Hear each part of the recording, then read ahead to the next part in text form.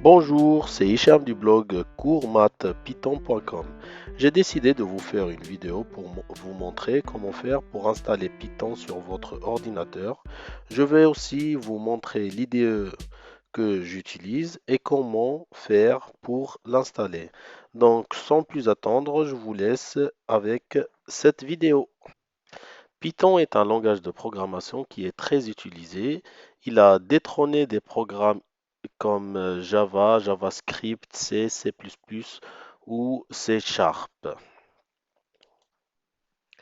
Python est un langage très puissant. Il permet de faire entre autres beaucoup de choses. On peut citer par exemple l'automatisation de certaines tâches, faire des calculs complexes, développement web, développement de jeux, intelligence artificielle, data science, visualisation des données, interface graphique, web scraping et beaucoup d'autres choses. Alors, maintenant qu'on sait que Python est un langage très puissant, de quoi a-t-on besoin pour faire de la programmation Python? Alors, pour faire de la programmation Python, nous avons besoin d'un ordinateur. Alors, on a besoin d'un ordinateur, peu importe le système d'exploitation qui est installé dessus. Python est multiplateforme. D'ailleurs, il est préinstallé dans les systèmes d'exploitation macOS et Linux. Peut-être que ce n'est pas la version dont on a besoin, mais c'est très facile d'installer une nouvelle version. Je vous montrerai ça plus tard. On peut aussi installer plusieurs versions et choisir celle qu'on veut utiliser. On a besoin d'un éditeur de texte type Notepad++ ou Spider qui sont très adaptés au développement Python. La version que nous allons utiliser est la version 3, donc 3.8.9, la dernière version en tout cas. Et facultativement, si vous pouvez installer un IDE, ça serait très bien. Sachez que moi, personnellement, j'utilise l'IDE PyCharm, qui est une plateforme qui permet de faire de développement facilement. Alors maintenant, pour installer Python, il faut aller sur le site officiel de Python, python.org. Vous tapez le nom sur la barre d'adresse et vous tombez sur le site d'installation de Python qui ressemblerait à ça.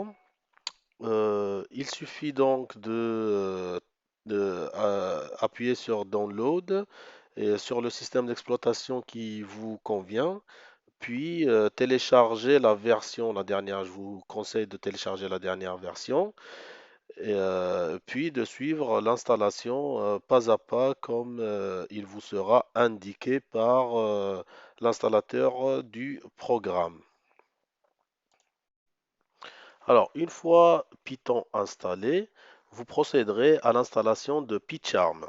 Pour installer PyCharm, vous allez sur le site officiel de PyCharm, donc jetbrains.com/PyCharm.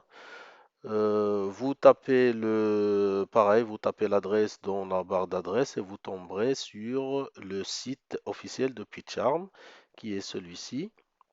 Et comme vous pouvez le voir, il y a deux versions, une version professionnelle et une version community. Euh, nous, la version qu'on va installer, c'est la version community, donc la version gratuite. Elle est suffisante pour ce que l'on veut faire dans ce cours. Donc, de la même manière, vous procéderez à l'installation, au téléchargement d'abord de la version qui correspond à votre système d'exploitation et vous commencez le téléchargement puis l'installation en suivant les étapes une à une de l'installation et jusqu'à la fin du processus d'installation. Donc du coup, une fois que vous avez installé PyCharm, l'interface de PyCharm est sous cette forme-là. Vous avez trois. Donc ce qu'on va faire, c'est que je vais lancer PyCharm et on va essayer de faire notre premier programme. Donc vous cliquez, vous double-cliquez sur l'icône de PyCharm, il faut installer sur votre bureau. Donc un conseil, mettez un raccourci sur votre bureau. Ça, ça vous éviterait de chercher à chaque fois où est-ce qu'il est. Voilà. Ok, donc là, on peut commencer un new project. On commence un new project. Donc là, il vous dit le nom du projet.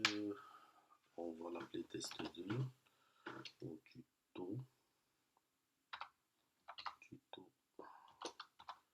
Python.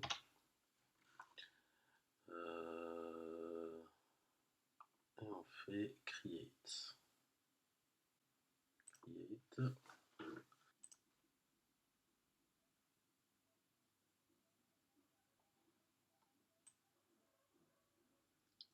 Voilà. Donc du coup, l'interface, comme je l'ai dit, donc ça c'est votre projet. Votre projet, on verra plus tard comment faire pour écrire du code. Donc ça c'est un code qui est déjà écrit. Pour faire un test tout simple, vous cliquez sur Python console ici tout en bas. Vous essayez d'agrandir cette zone. Alors la console Python, vous pouvez l'utiliser tout simplement, enfin tout le code que vous pourrez écrire sur un éditeur de texte, vous pouvez d'abord le tester ici si vous voulez.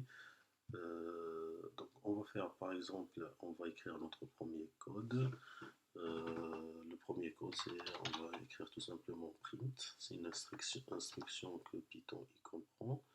Print entre parenthèses, puis entre guillemets, on va mettre hello world. Hello world ou bonjour tout le monde. Après vous exécutez avec entrée. Et là, ce que vous allez voir, c'est que l'interpréteur Python a compris le mot-clé print, l'instruction print, qui pour lui, il l'a traduit il l'a traduit en langage ordinateur par afficher ce qui est entre parenthèses et entre guillemets, tout simplement. Ok, donc quand on met print entre parenthèses euh, quelque chose, Python il va afficher cette chose. Cette chose, si vous mettez entre guillemets, tout simplement il va prendre exactement ce que vous mettez entre les guillemets, il va l'afficher. Ou sinon, on peut utiliser en fait cette console comme une calculatrice aussi. Donc vous pouvez faire 5 plus 6 par exemple, il va faire le calcul, 5 plus 6 égale à 11. Bon, on verra par la suite comment faire pour écrire du code et pour l'exécuter. Donc une fois, donc le code, donc l'éditeur de texte, l'éditeur de code, c'est ici. Euh, c'est ici. Cette interface graphique, pour l'expliquer rapidement, donc on a une partie éditeur de texte, on a une partie console et on a un bouton qui est très intéressant ici qui va nous servir dans un premier temps. Il y a plusieurs boutons, on va les expliquer au fur et à mesure, mais dans un premier temps on va se contenter de ce bouton là qui permet d'exécuter en fait le code. Ok, voilà. Donc je vous invite à faire la même chose, d'ouvrir votre PyCharm et essayer d'exécuter, d'ouvrir d'abord la console Python et de écrire votre premier code. Alors, depuis tout à l'heure, on parle de code de programme, on peut même rajouter script. Alors, ce que j'ai prévu, c'est de faire un petit glossaire pour se mettre d'accord sur un certain vocabulaire qu'on va utiliser durant ces vidéos. Alors, tout d'abord, un algorithme. Un algorithme, c'est tout simplement une succession une succession d'instructions simples et faciles à exécuter. Donc on a un problème, on va essayer de le découper en plusieurs étapes et on va essayer de le résoudre en plusieurs étapes. Et la succession de ces étapes en partant d'un départ, d'un point de départ pour arriver à la solution du problème. La succession de ces étapes s'appelle algorithme tout simplement. Et programme, du coup le programme code to script, on va essayer, enfin les trois, il y a une subtilité entre la définition de chacun de ces trois mots, mais dans notre cas on va dire que ce sont presque des synonymes, on va dire. Donc le programme, c'est un algorithme qui a été codé, donc il a été codé dans un langage précis. En l'occurrence, dans notre cas, on va le coder dans le langage Python. Et donc il a été codé et qui peut être exécuté par un ordinateur. Donc pour qu'il soit exécuté par un ordinateur, on a besoin d'un interpréteur ou d'un compilateur entre les deux. Dans le cas de Python, c'est un langage, on dit un langage interprété, donc on a un interpréteur. Un interpréteur en fait qui joue le rôle entre un rôle intermédiaire entre le langage qu'on va écrire et le langage machine que la machine va comprendre. Donc la machine comprend un langage qu'on appelle langage binaire, c'est soit des 0, soit des 1. Et tout simplement, l'interpréteur il va prendre tout ce qu'on écrit dans le code, dans le programme, et il va le transformer en des 0 et des 1 pour que la machine puisse le comprendre. Voilà. Donc, un langage de programmation définit les règles nécessaires pour que le programme soit compréhensible et exécutable par un ordinateur. Et un interpréteur, comme je l'ai dit, il permet de traduire en fait le code écrit en langage Python dans notre cas en langage machine. Voilà.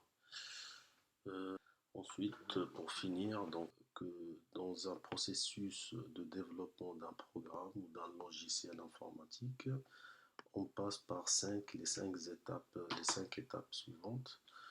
La première étape, c'est l'analyse et spécification de ce qui est requis. Donc, en gros, on écrit le cahier de charge pour savoir qu'est-ce qu'on doit développer, quel problème doit-on solutionner. Ensuite, donc une fois qu'on a écrit l'analyse et la spécification de ce qui est requis, on peut commencer à la conception du projet, les différentes étapes, les différentes briques du projet, sa conception. Ensuite, c'est l'implémentation. Donc, implémentation, ça veut dire quoi? C'est du code, hein, c'est de la programmation. Programmer chaque étape de la conception. Et ensuite, pour chaque implémentation, on fait des tests et installations. À chaque fois qu'on a fini une partie de l'implémentation, elle passe une batterie de tests pour qu'elle soit validée et puis installée.